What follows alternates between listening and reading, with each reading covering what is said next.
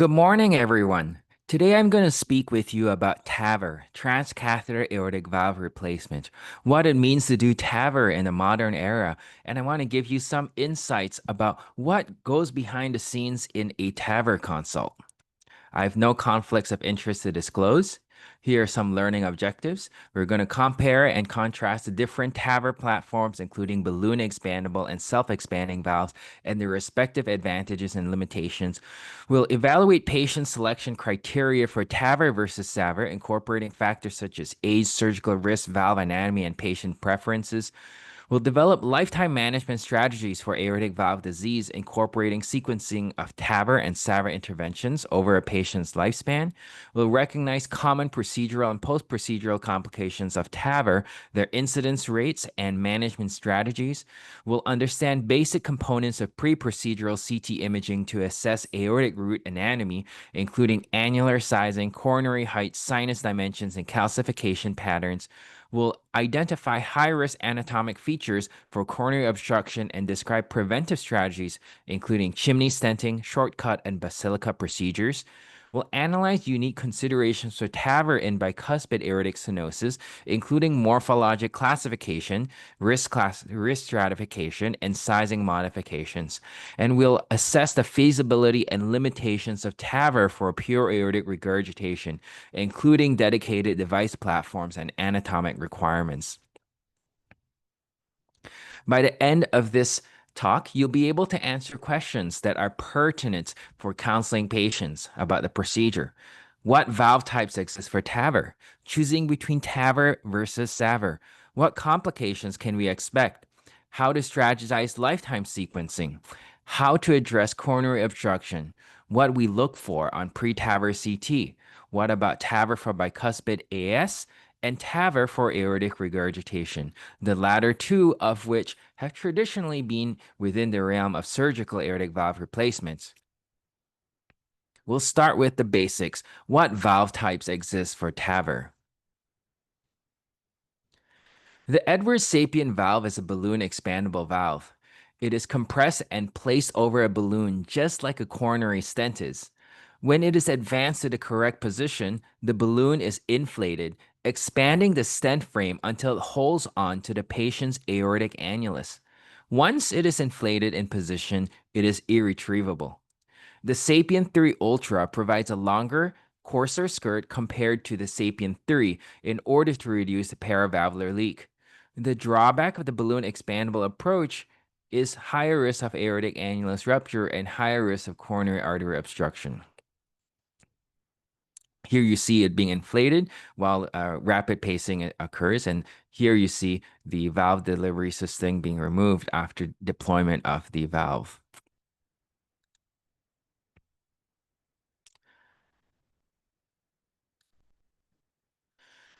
The Medtronic core valve Evolute, which is a self-expanding valve, is advanced to the level of the aortic annulus wrapped in a sheath. The contrast compared to the other method is here, as the sheath is slowly retracted, the valve frame expands in place. Hence, it is called self-expanding. In contrast to the balloon expandable valve, it is possible to recapture the valve if malpositioning is observed early in its deployment. The Medtronic CoreValve Evolute Pro provides an outer skirt in its ventricular portion to reduce paravalvular leak. The drawback of the self-expanding approach is a higher risk of needing a permanent pacemaker, about twice higher.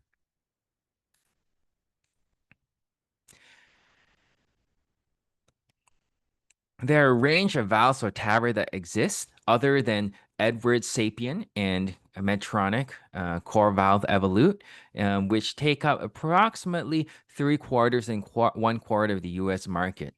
Within the Sapien family, there's the Sapien 3 from 2015, Sapien 3 Ultra from 2019, and the Sapien 3 Ultra Resilia from 2023. And soon they're also going to release the next version, the Sapien X4. Within Medtronic self-expanding superannular leaflets, you have the core valve Evolute R from 2015, the Evolute Pro from 2017, and the Evolute FX, which has an updated Evolute FX Plus delivery system from 2024. Abbott, which also is a self-expanding valve with intra-annual leaflets, has a Portico system from 2021 and Navitor from 2023. Boston Scientific's Accurate Neo2 with CE mark approved in Europe and is currently investigational in the US. The Lotus system, which was also from Boston Scientific, was actually FDA approved in 2019, but Boston Scientific voluntarily recalled and discontinued the entire Lotus platform in late 2020 due to issues with the delivery system and is no longer on the market. All of these either use bovine pericardial tissue, as in the Edwards sapien family and Abbott Portico, and pig pericardial tissue or porcine pericardial tissue, as in the Medtronic Evolute family. How is TAVR sized? Typically, balloon expandable valves such as Edwards sapien use annulus area-based sizing, whereas self-expanding valves such as Medtronic Evolute and Boston Scientific's Accurate Neo2 use annulus perimeter-based sizing. Why? Because self-expanding nitinol frames conform more to the circumference of the annulus than to the cross-sectional area, so perimeter correlates better to the expansion behavior. Meanwhile, balloon expandable bioprosthetic valves are designed for circumferential radial expansion, so area sizing corresponds best to the expansion profile and sealing. Here is an example of the specific sizing chart for the Edwards sapien family. You see that it comes in four sizes: 20, 23, 26, and 29 millimeters in terms of the diameter of the valve. Here you see the expandable frame heights: 15, 18, 20, and 22.5. Generally, the crimped height is slightly higher than the expanded height. You can size it based on the CT scan, based on the area here, the cutoffs being 273 to 345, 338 to 430, 430 to 546, 540 to 630, 683 millimeters square. Or in patients who cannot get a contrasted CT, you can also size it based on the native annulus size on TEE. The cutoffs mean 16 to 19 millimeters in diameter, 18 to 22 millimeters, 21 to 25, or 24 to 28 millimeters. I'll give you an example over here. So this is a patient who has a CT scan that shows an annular area of around 352.6 millimeters square. And here are the sinuses of Valsalva. So if you go back to the chart, 352 kind of falls in this area. So 23 millimeters would be the most appropriate valve to give.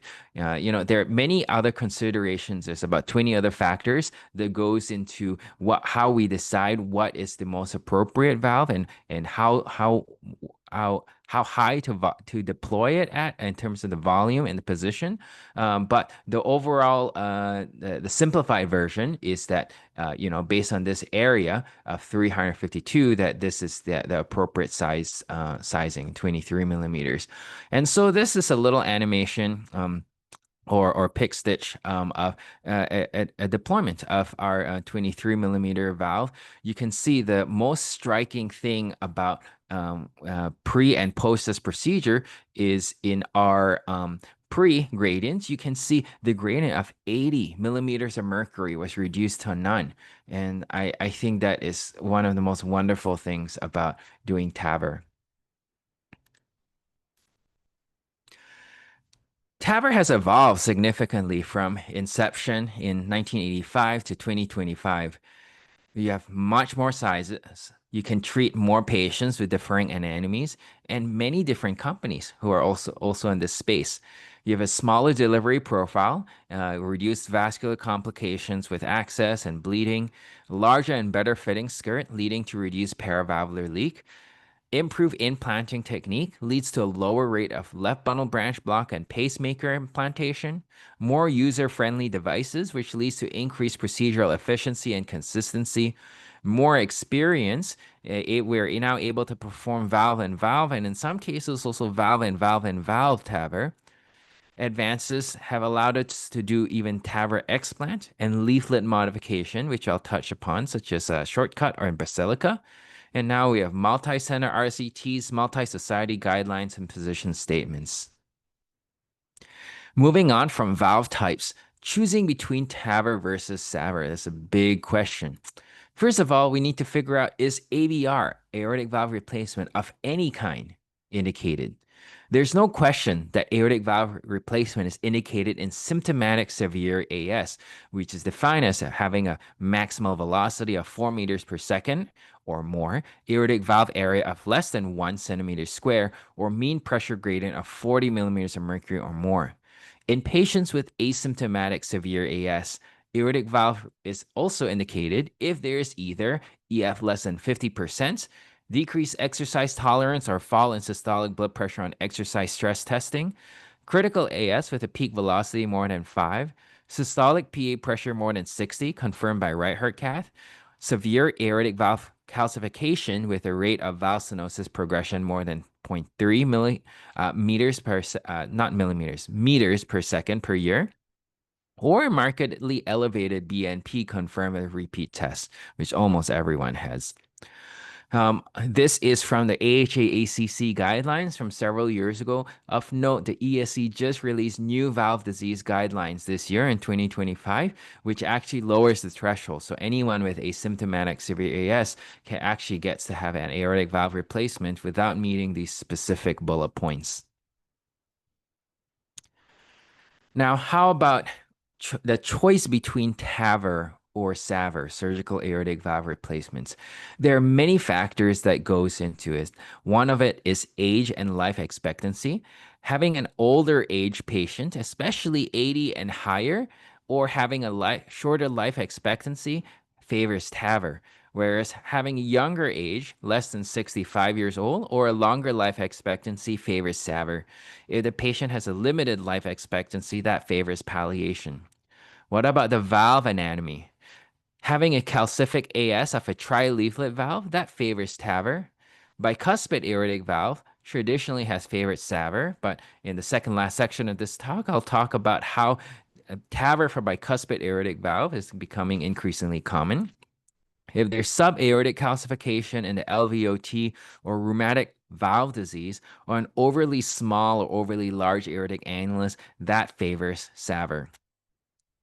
If bioprosthetic valve is preferred, then TAVR can be done or SAVR can be done. If a mechanical valve is preferred, that generally points towards SAVR. TAVR provides a larger valve area than a same size SAVR. However, SAVR is also amenable to aortic root enlargement procedure. So if you have a concern for patient prosthesis mismatch, that points towards SAVR.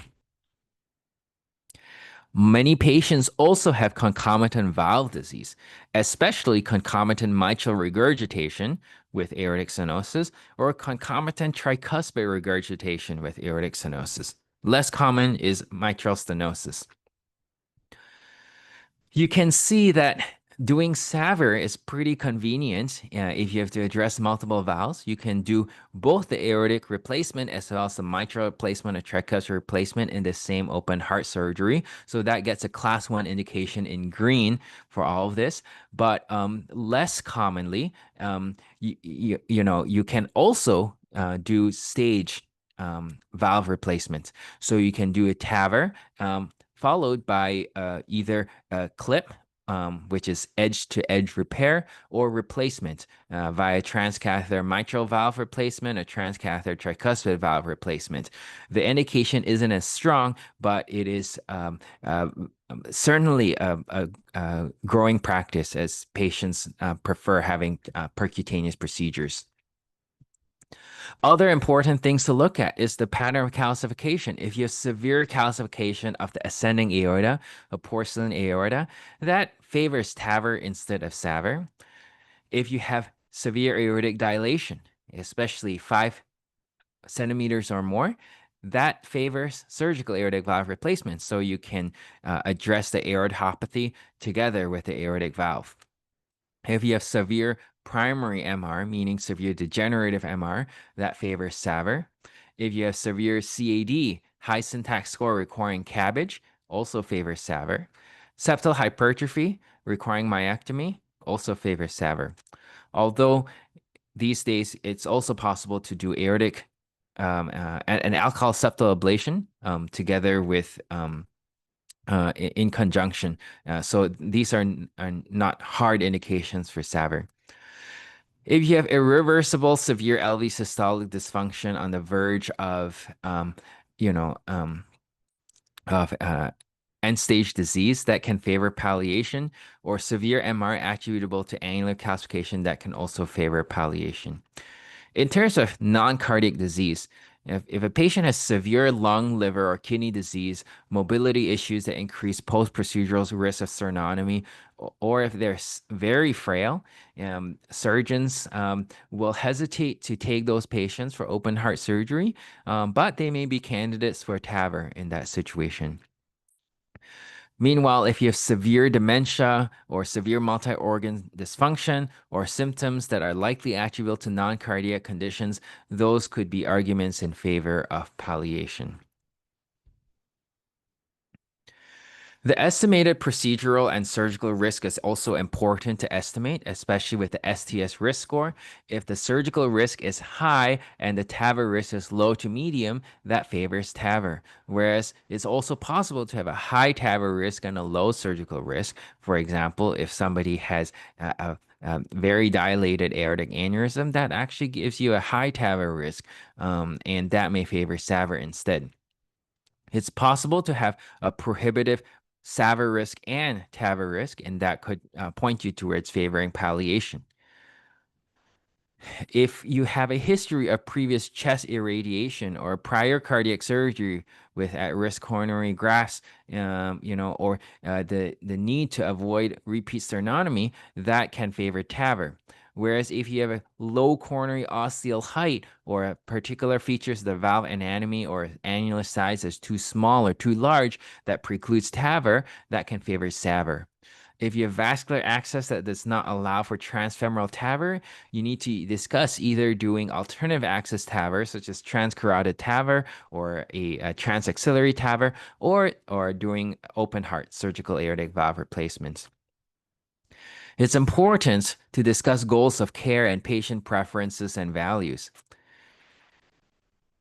Some patients may want to avoid repeat intervention or to have a lower risk of permanent pacer, and that would favor SAVR. But some patients may prefer a shorter hospital stay and less periprocedural pain, and that would point you towards TAVR. If patient is wanting to avoid futile or unnecessary procedures or wanting to avoid procedural stroke risk, since stroke is a complication of both SAVR and TAVR, that would favor palliation. Important trade-offs between TAVR and SAVR. Paravalvular leak, new left bundle branch block, and pacemaker are definitely more common in TAVR compared to SAVR, whereas AFib, bleeding risk, acute kidney injury, longer hospital stay, and longer time to recovery are much more of an issue with SAVR compared to TAVR. Coronary access issues are more challenging in TAVR compared to SAVR. And I modified this last row of this table, aortic valve reintervention. It's now actually feasible, both after TAVR and SAVR. And I'll go over that in the lifetime sequencing section. Why do so many patients prefer TAVR over SAVR? There are many reasons. Patients cite that it's less invasive. There's no median sternotomy. There's no need for a cardiopulmonary bypass machine. It's a shorter hospital stay. You can discharge the patients in 24 to 48 hours. No need for an ICU stay. Faster recovery. Can resume full activity level within a week. And there's now strong RCT data on survival of TAVR versus SAVR. This is a pretty remarkable chart I wanted to show you. This is the annual volumes of TAVR and SAVR published in the Annals of Thoracic Surgery. You have two SAVR lines. The blue line is the volume of isolated surgical aortic valve replacements, and the red line is all forms of SAVR. So that's SAVR plus CABG, or SAVR plus Bentel, or SAVR plus other valve replacements. And this gray or black line here that's rising is the volume of TAVR in the United States. So you have two key points that were crossed. The first arrow number one, points to the year that the volume of TAVR first exceeded isolated SAVR, and that was crossed between 2015 and 2016. And that also corresponded to a beginning of decline in isolated SAVR volume. Arrow number two points towards the point where the volume of TAVR exceeded all forms of SAVR, and that occurred between 2018 and 2019. TAVR for low-risk patients was approved in 2019, and when previously TAVR was only done for high-risk surgical patients. And so this is a trend that continues to grow. If you extend this chart from 2019 to 2025, 2026, and beyond, you're going to see this trend persist. What are the non-femoral access options? Transfemoral access is the most common, whereby the delivery sheath is advanced from the common femoral artery up the descending aorta over the aortic arch to the aortic root, which is what you saw in the two animations I showed you at the start from the Edwards YouTube channel as well as the Medtronic YouTube channel. Transapical through a small left thoracotomy and direct aortic are rarely used. Transsubclavian and transcarotid are the main alternative access approaches. You can see the access approaches illustrated on left side and the chart here, also from the same Annals of Thoracic Surgery paper. You can see that subclavian and carotid are the most commonly used, and that's what we do at Cedars-Sinai as well for alternative access. Moving on from choosing between TAVR and SAVR, what complications can we expect when we counsel patients? This is a nice figure from Circ CVI about current issues post TAVR. So you have coronary access issues. You have issues of needing permanent pacemaker as TAVR compresses the conduction system, patient prosthesis mismatch, paravalvular leak around the valve, and issues about durability. What are the incidents of all of these complications when you counsel patients? The incidence of severe acute structural complications such as annulus rupture, chamber perforation, valve embolization, need for cardiopulmonary bypass support, and conversion for open heart surgery are all less than 0.5% each, according to the TVT registry. So we've really improved in these numbers over the years. Coronary obstruction. This risk can be estimated by measuring the coronary orifice height above the aortic annulus, the size of the sinuses of Valsalva relative to the annulus, and the size of the aorta relative to the type and size of the planned valve. Preemptive wiring was used in 2.2%, deemed high risk for coronary obstruction TAVR cases, followed by stent deployment in 61% of these cases.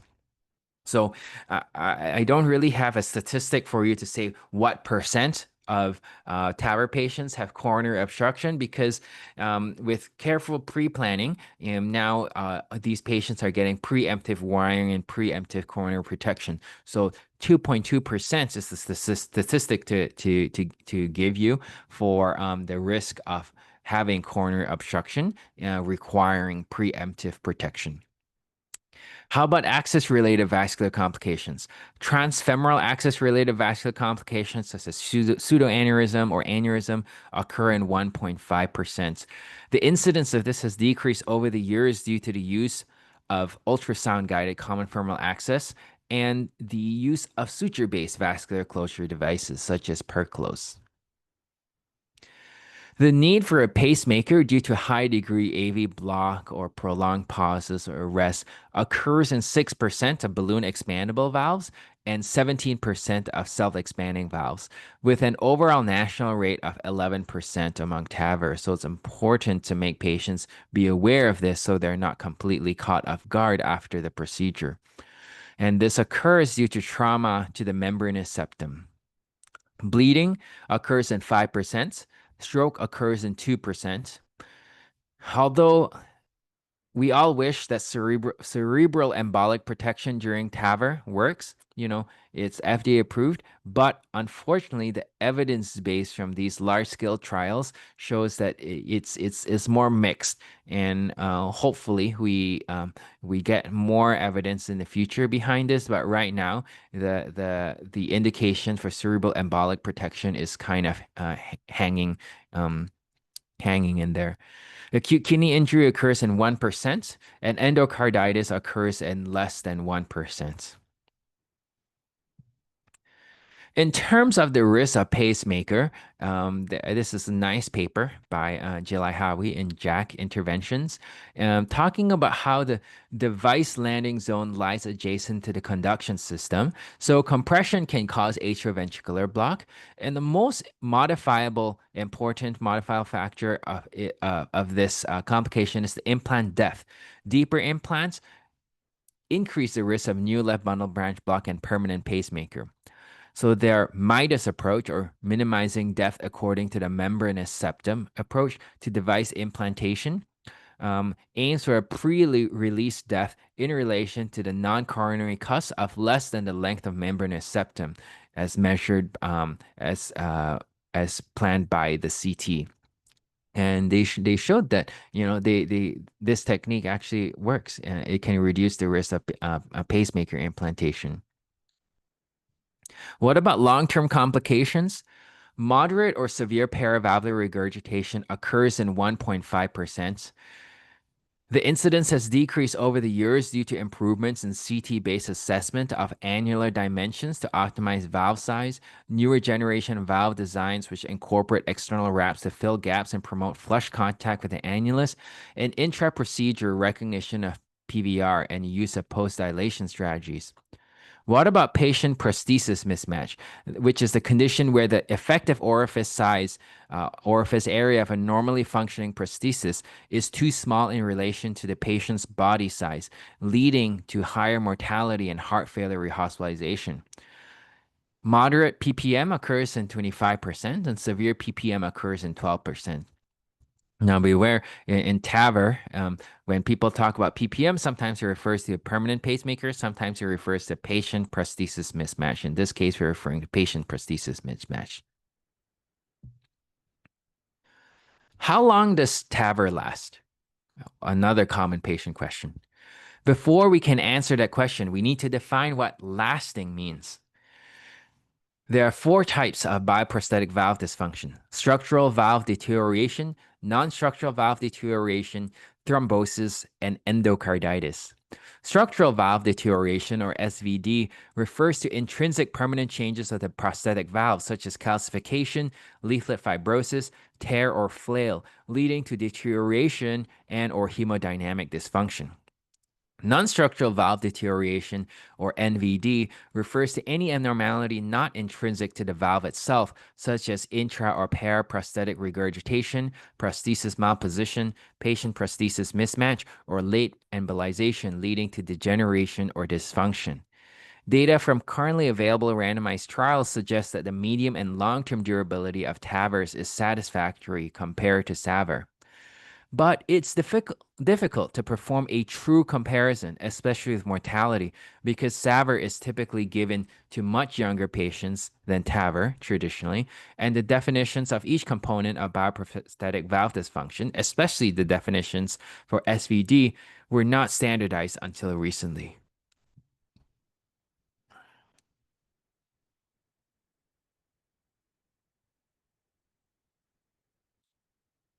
There are some key trials that compared the question of how long TAVR and SAVR last, including Partner 1, Core Valve Pivotal High Risk Trial, and Notion. Recently, the 10-year follow-up from Notion was published in EHJ. Remarkably, at 10 years, there was no significant between-group difference in the composite death of stroke, death of MI. It was around 66% for both groups, or for any of the individual components. Rates of bioprosthetic valve failure and repeat valve intervention were similar. However, TAVR had a lower rate of BVD driven by lower rates of patient prosthesis mismatch compared to SAVR. TAVR also had a lower rate of SVD, driven by lower transvalvular gradients with TAVR that emerged early and persisted throughout follow-up compared to SAVR. Next, I want to talk to you about the concept of lifetime sequencing for TAVR and SAVR. With patients now getting TAVR and SAVR, at younger ages, you have to plan for the subsequent procedures, the subsequent aortic valve replacement when you get valve degeneration or other complications, and how you can optimize not just for the immediate procedure, but allow for possibilities for future intervention in the next decade or 2 decades. There are several combinations. I'll start with this idea of TAVR and TAVR, which is also referred to as redo TAVR.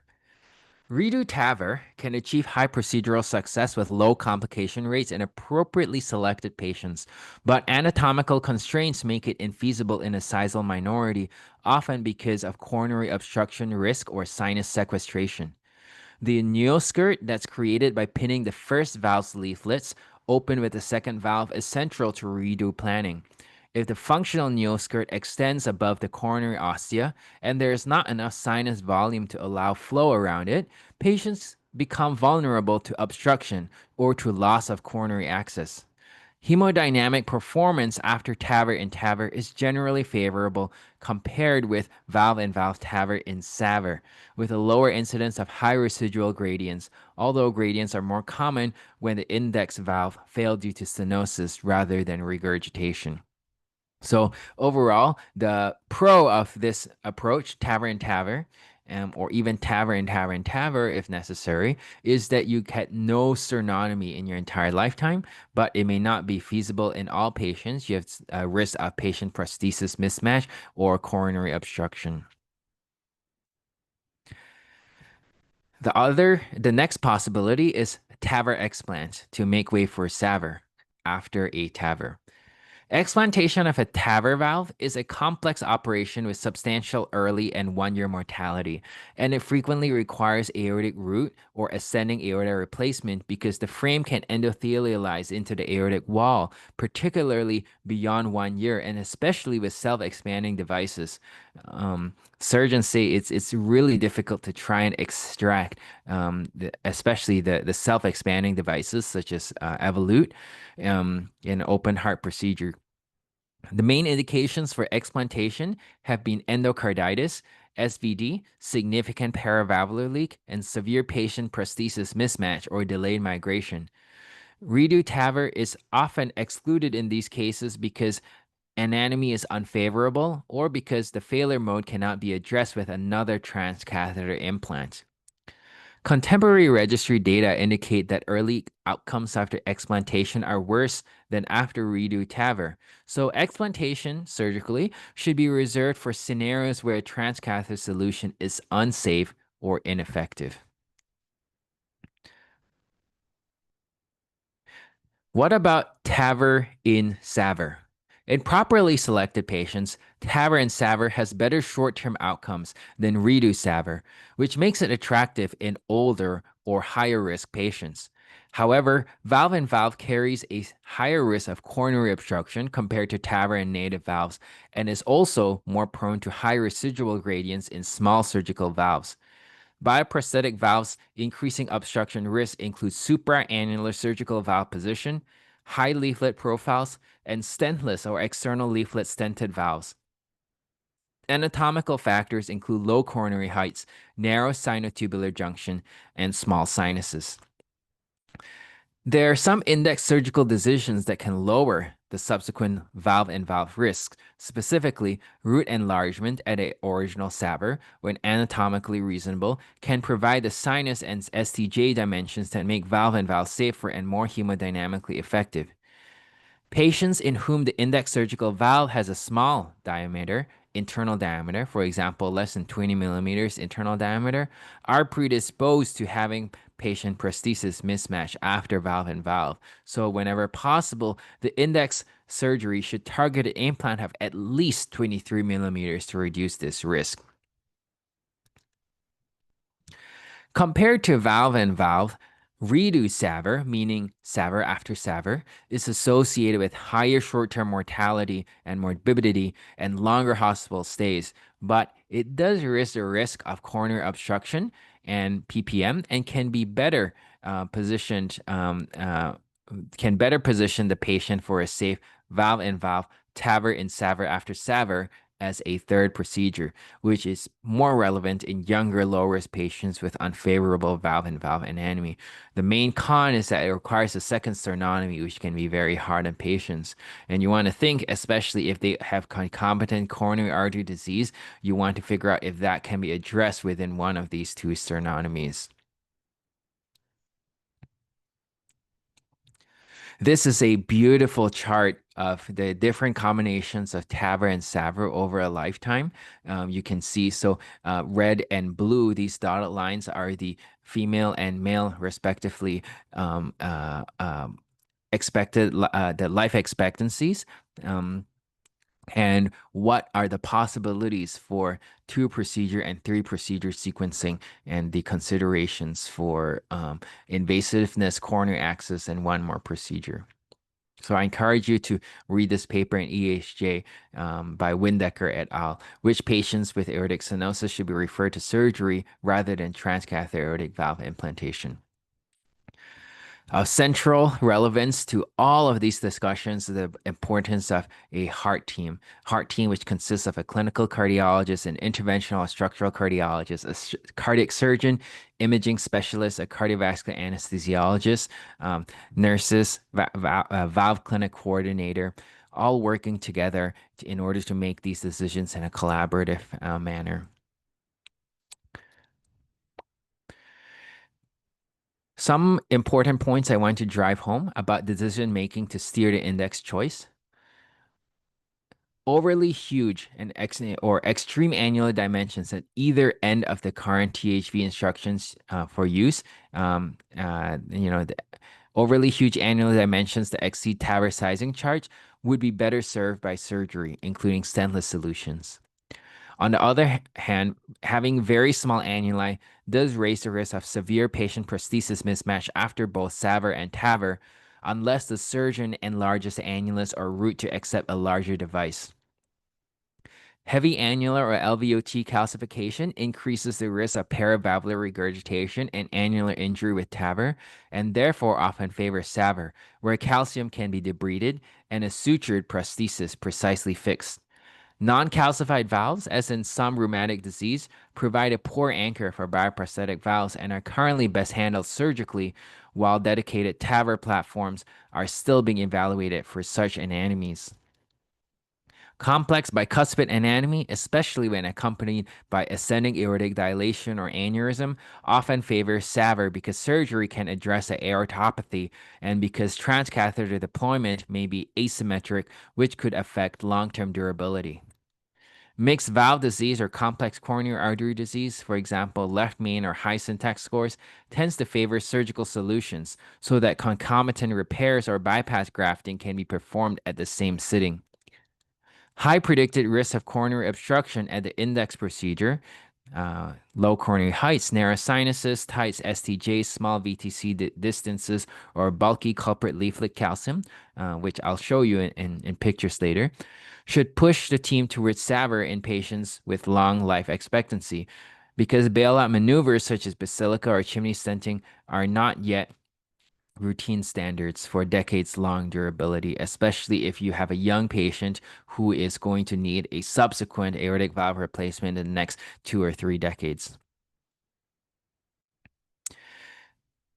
With all of this in mind, there are several core principles for lifetime sequencing of aortic valve replacements.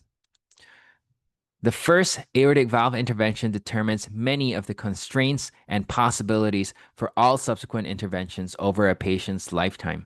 So the heart team should actively plan the index procedure with 2 further procedures in mind rather than only optimizing the immediate outcome. When possible, a one lifetime sternotomy philosophy should be adopted, which means either selecting TAVR first in anatomies that can safely accommodate redo TAVR later, or performing SAVR first when the patient can best tolerate surgery and conditioning the root, for example, by enlargement to make a future valve-in-valve TAVR safe and hemodynamically adequate.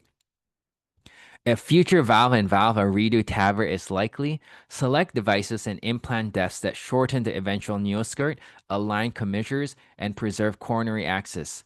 If valve-in-valve would likely be obstructive and severely stenotic because of root geometry or small surgical valve size, the condition then you can condition the root at the index TAVR, meaning you can enlarge it or replace it so that future transcatheter solutions will be safe, possible, and effective. If a TAVR first strategy is selected in a younger patient, consider using a balloon expandable valve to reduce the pacemaker risk and to simplify future explantation or valve-in-valve choreography, while acknowledging that residual gradients at redo may be somewhat higher. You want to avoid complex corneal protection maneuvers as a routine index plan in patients with a long life expectancy if surgery can safely remodel the root to make future transcatheter therapy straightforward. It is essential to conduct a transparent discussion with patients about what is known and unknown regarding durability, especially for transcatheter heart valves in younger, lower risk cohorts, so that the eventual need for a second and even third intervention is anticipated by the patient rather than treated as an unexpected complication. Now that we've discussed lifetime sequencing for TAVR and SAVR, let's talk about addressing coronary obstruction.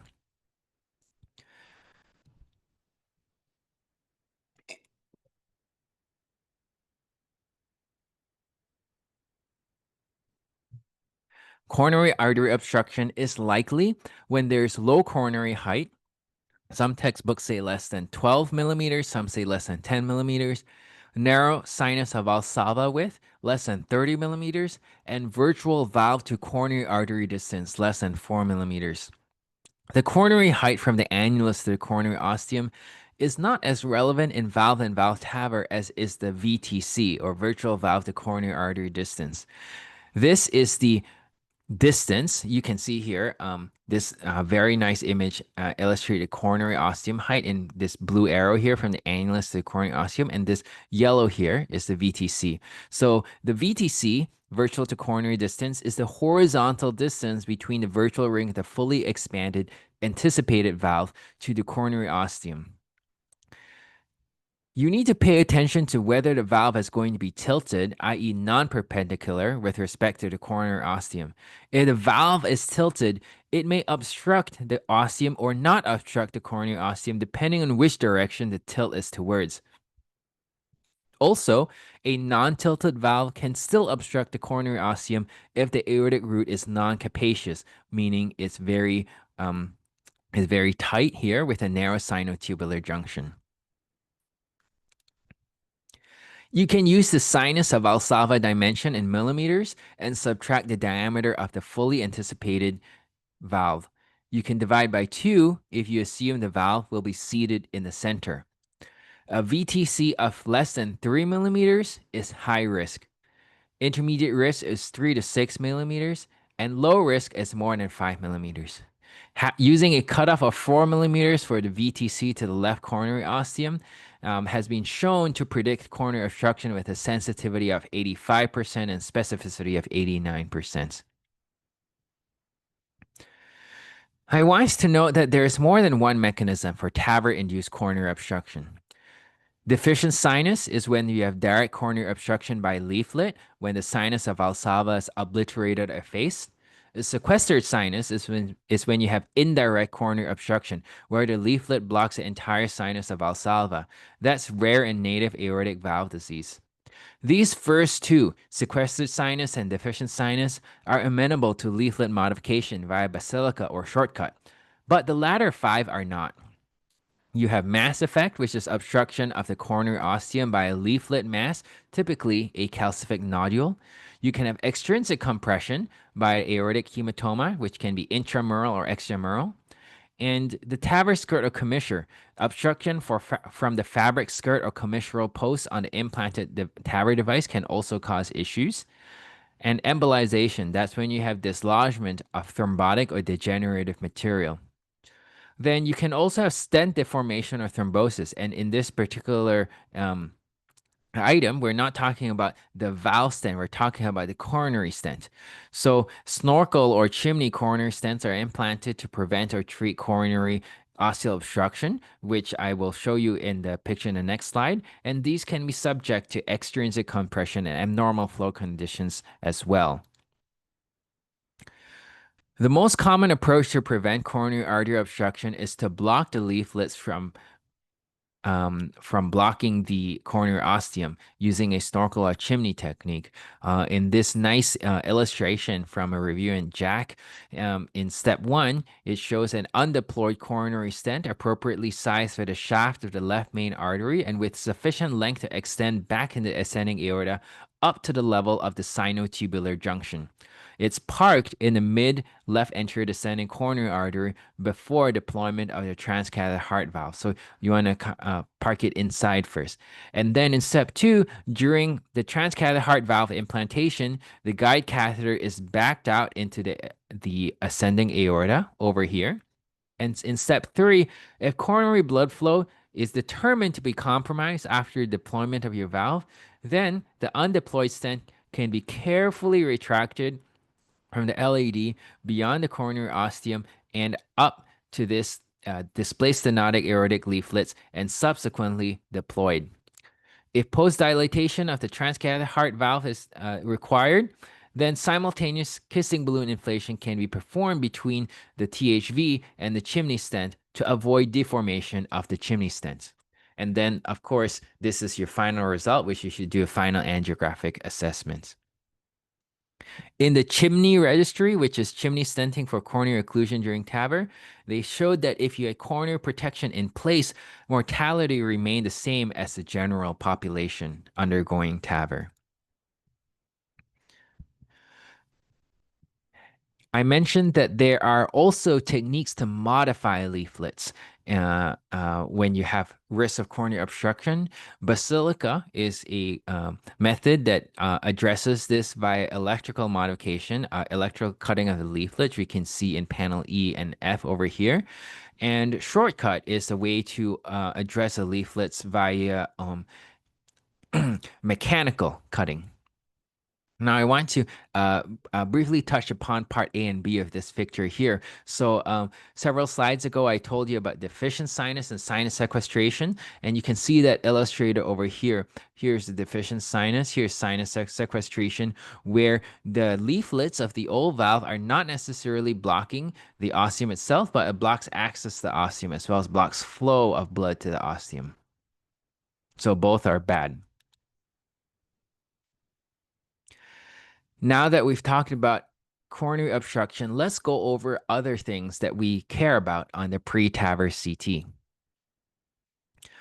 The left coronary height, as I mentioned, is obtained by measuring using the caliper tool in millimeters perpendicularly from the annular plane to the lower edge of the left coronary ostium. Right coronary height is the same thing. And the sinotubular junction height is measured perpendicularly from the annular plane to the lowest point in the sinotubular junction. You want to know the sinus of Valsalva diameter for each of the three cusps. Generally, we want it to be at least 30 millimeters or more. The sinotubular diameter is measured at a transverse double oblique plane, which is aligned with the sinotubular junction and commonly not parallel to the annular plane. A single diameter is reported. Then you also want to pay attention to ascending aorta diameter. That's measured on a transverse double oblique plane, which is oriented perpendicular to the long axis of the ascending aorta, either at the level of the greatest width or at the level of the main pulmonary artery. And you report a single diameter. Anything that is more than 5 millimeters, you should definitely refer to SAVR instead of TAVR. And more than 4.5 centimeters, you need to discuss in a heart team if the patient should do TAVR or SAVR. There's a grading system for the calcification. Mild refers to a single adherent, non-protruding focus of calcification. You can see examples of this in two views here. This is a short axis, this is the long axis view.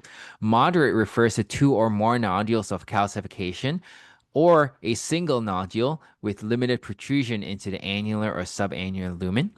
And severe refers to multiple nodules of calcification protruding into the annular lumen and or extending into the left ventricular outflow tract, as you see over here. You want to make sure to order the pre-TAVR CT with iliofemoral runoffs so you can assess if the patient is a good candidate for transfemoral access. You want to pay attention to things such as, is there tortuosity? You can see here anything more than a 90-degree angle of tortuosity may make it tricky to try and straighten out even with a stiff wire. And you're at risk of causing dissection even before you go up with the valve. You can have calcification, and the worst combination is having tortuosity and calcification, as you see over here. If you have distal stenosis or occlusion, that may make it not feasible to do transfemoral access. And if you have post-EVAR, it can still be possible at some experienced heart centers. So we do sometimes do that, but you have to be very careful. Now, I want to touch upon two niche areas for TAVR: bicuspid aortic stenosis and pure aortic regurgitation. The Sievers classification is based on number of raphes, and you classify bicuspid aortic valve as type 0, 1, or 2. Type 0, which is no raphe, you can see over here, just these two, can resemble tricuspid and anatomy outcomes and often yields favorable results, especially if the circularity of the annulus and the opening is preserved. Type 1 is the most common, particularly if you have left to right coronary cusp fusion. So the most common version of type 1 is this RL. That's when you have the combination of right and left coronary cusp fused and the non-cusp is by itself. About 70 to 85% of patients have that RL pattern. Second most common pattern is this RN pattern that are fused and then the left cusp is by itself. And then left and non being fused, R alone, occurs in less than 5% of cases. Pure symmetric bicuspid AS with no raphe, which is type 2 BAV, is pretty rare and it's considered technically hostile, often leading to poor expansion and increased residual gradients. So we're not enthusiastic about doing TAVR for type 2 bicuspid aortic valve. For type 1, if you have a heavily calcified raphe and excess leaflet calcification, that leads to higher complication rates, including annular rupture, valve under expansion, and mortality, which I'll show you in the next slide. With regard to the calcification, you need to pay attention to the pattern. This was a very good paper in JACC a few years ago that talks about how to stratify these patients. Low risk would be having mild leaflet calcium or no raphe and a non-calcified raphe, as you can see in these two illustrations here. Intermediate risk TAVR would be excess leaflet calcification or severely calcified raphe, but not having both at the same time. And high risk TAVR would be having excess leaflet calcium and severely calcified raphe at the same time. 29% of patients fall in this category, about 43% of patients fall in this category, and about 26 patients fall in this category for high-risk TAVR. What is the risk we're talking about when we say high-risk TAVR for bicuspid? The group with the excess leaflet calcium and severely calcified raphe has much higher rate of paravalvular leak, aortic root injury, and major vascular complication and 30-day mortality, as you can see in these curves here. There are several factors that should tip you from bicuspid TAVR to bicuspid SAVR. Are there any additional surgical indications? Surgical left main disease or three vessel disease with a high STS score, sorry, a high syntax score, or if there's any coexisting valvular disease or aortopathy requiring surgery, aortopathy like aortic root dilation or ascending aortic aneurysm. If the STS risk um, points to a surgery or the coronary height or sinuses of Valsalva or valve calcification points to its surgery, then you want to do that instead of trying to do a modified bicuspid TAVR. The associated aortopathy, root or ascending dilation, actually occurs in up to 80% of patients with bicuspid aortic valve, and that's not addressable by TAVR. So SAVR would be preferable in patients requiring concomitant aorta replacements. But if SAVR is not an option, such as due to frailty or other comorbidities that puts the patient at high risk for open heart surgery, and you need to perform the TAVR, then you can modify the TAVR to make it safer for calcified bicuspid disease by doing several things.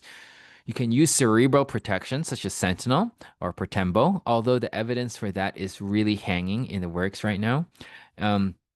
You can perform pre-dilation, such as with a 22 millimeter Z-Med2 balloon, and the sizing for that is a topic for a whole nother talk. Or performing valve deployment at lower volume, such as nominal minus 4 cc, and then post-dilation at nominal minus 2 cc. In bicuspid aortic valve, the supraannular root is actually much more elliptical and less tubular, which can predispose to asymmetric deployment and valve underexpansion. The calcification is more severe, eccentric, and asymmetrical, particularly at raphes, which act as rigid struts that resist stent frame expansion. A calcified raphe can transmit stress to the contralateral annulus over here during balloon expansion and lead to annular rupture. The higher rate of pacemaker implantation in bicuspid aortic valve patients may relate to this exact asymmetric TAVR expansion that results from this resistant calcific raphe and leaflet fusion that make up severe type 1 and 2 bicuspid aortic valves. This may result in preferential expansion towards the non-coronary cusp in the case of the RL fusion, which is situated near the conduction pathway. Whereas tricuspid valves or Siever's type O BAVs may allow for more symmetrical expansion and circular expansion of the TAVR prosthesis, diverting tissue away from the AV node. Siever's LR type 1 BAV in particular may have bulky calcification that may protrude to the membranous part of the intraventricular septum, leading to atrioventricular and interventricular conduction block. Note that in bicuspid aortic valve, the intercommissural distance is measured 4 millimeters above the annulus of the aortic valve. In bicuspid aortic valves that have annular diameter that is similar to the intercommissural distance, that's what we call a tubed morphology. So 4 millimeters above the annulus here, having a similar diameter compared to the annulus level.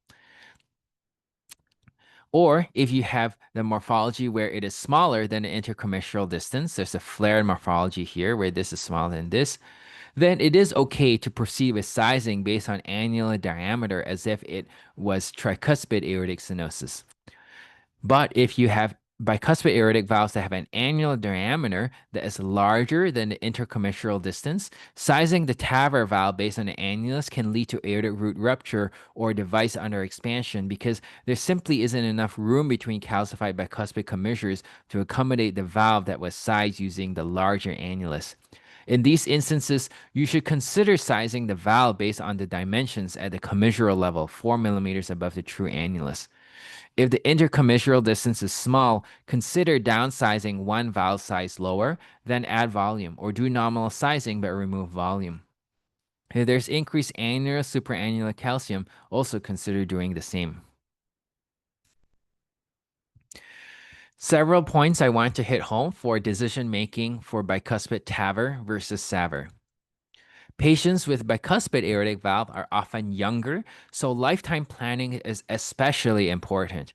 TAVR and bicuspid may complicate later coronary access, redo TAVR, or surgical explant. Data on long-term durability of TAVR and BAV are limited. Early studies suggest similar hemodynamics and prosthesis circularity compared to tricuspid valves, although underexpansion and ellipticity are far more frequent. Underexpanded prosthesis may predispose to leaflet thrombosis or accelerated structural valve degeneration, raising theoretical concerns about long-term durability. Explantation of TAVR and bicuspid aortic valve can technically be challenging due to endothelialization and aortopathy, often requiring root replacement and carries high operative mortality in registry data. For younger patients with bicuspid aortic valve and long life expectancy, SAVR remains the preferred initial therapy for the above reasons, especially when concomitant aortic replacement is indicated.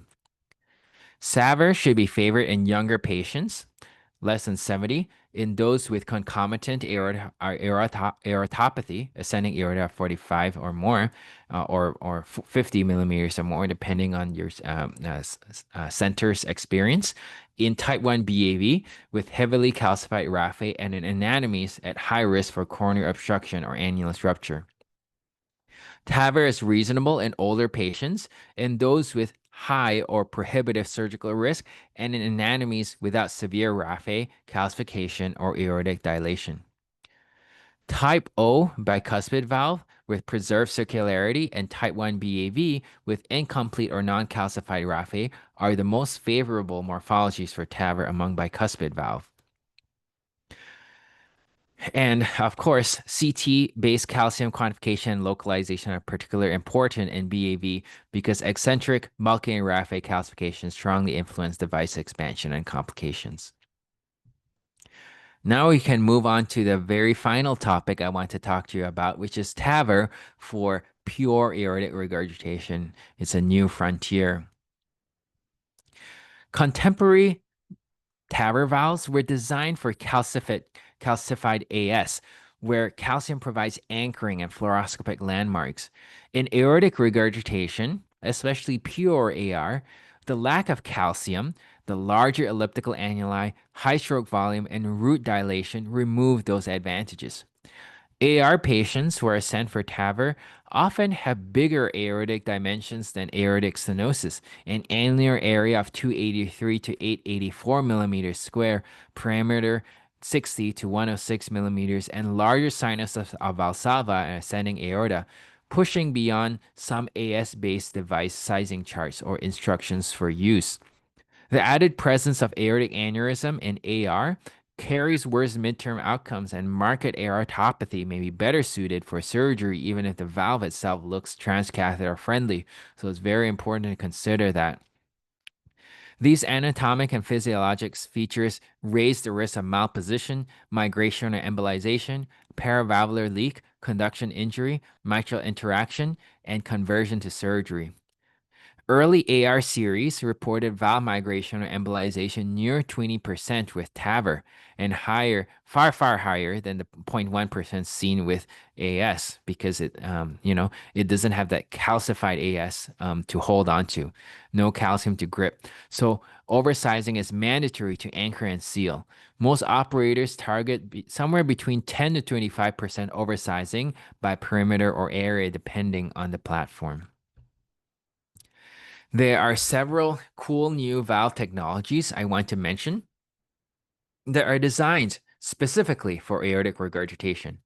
The Jena valve trilogy, which is now CE marked in the EU for aortic regurgitation, features a self-expanding nitinol with 3 leaflet grasping locations. It uses clip-on anchoring onto the valve, so no calcium is actually required to anchor within.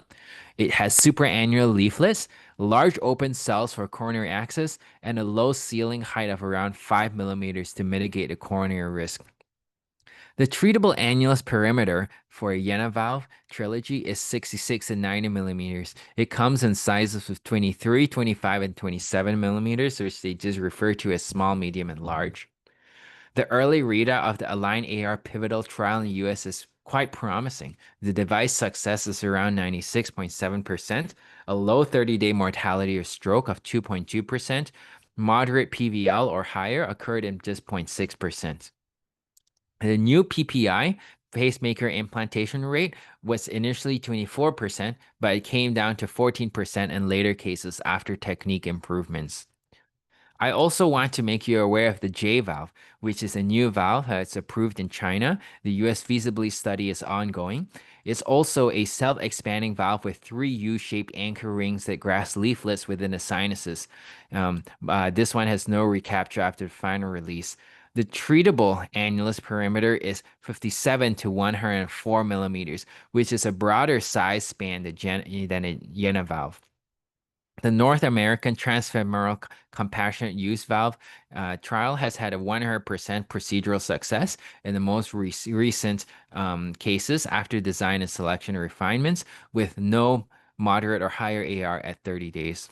So these are two cool things which are they're being done here at our center at Cedars-Sinai, but I think everyone can look forward to having these around the country.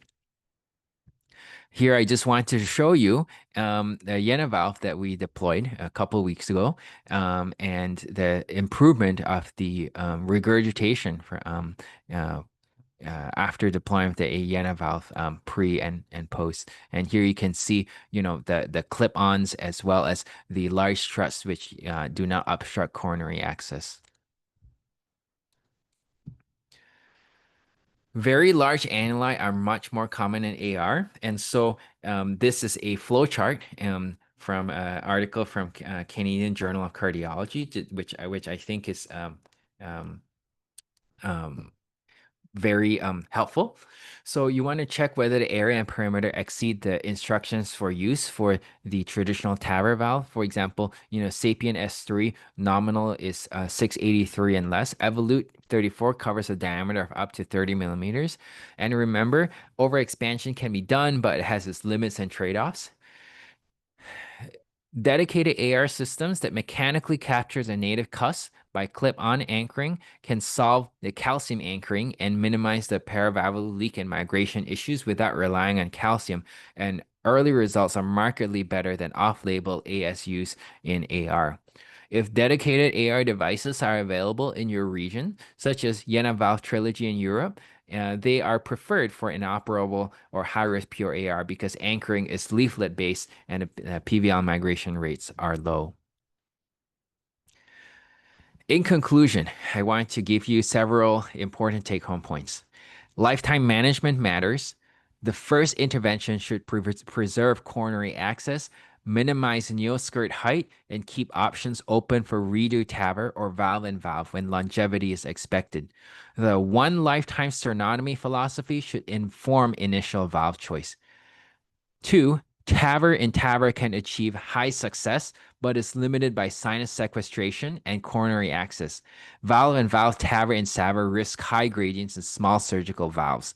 So root enlargement and the index SAVR can future-proof the patient. 3, TAVR has evolved from a procedure for inoperable surgical patients to a viable option across all risk categories. Alternative access routes other than transfemoral expand treatment options for patients with challenging anatomy, and the most common ones are transcarotid and transaxillary. 4, you size balloon expandable valves such as the Sapien from Edwards by the annular area, and you size most self-expanding valves such as the Evolute by annular perimeter. 5, coronary obstruction risk occurs with low ostium height, small sinuses of Valsalva, narrow sinotubular junction, and a vertical to coronary distance of 4 millimeters or less. You want to plan protection either with wide coronaries and chimney stenting or leaflet modification such as basilica or shortcut when the thresholds are breached. 6, heavy annular or LVOT calcium and protruding nodules increase PVL and rupture risk and favor careful sizing, gentle post-dilation, and you want to consider SAVR when a calcium burden is extreme. 7, bicuspid AS is heterogeneous. You don't want to treat all bicuspid AS as the same thing.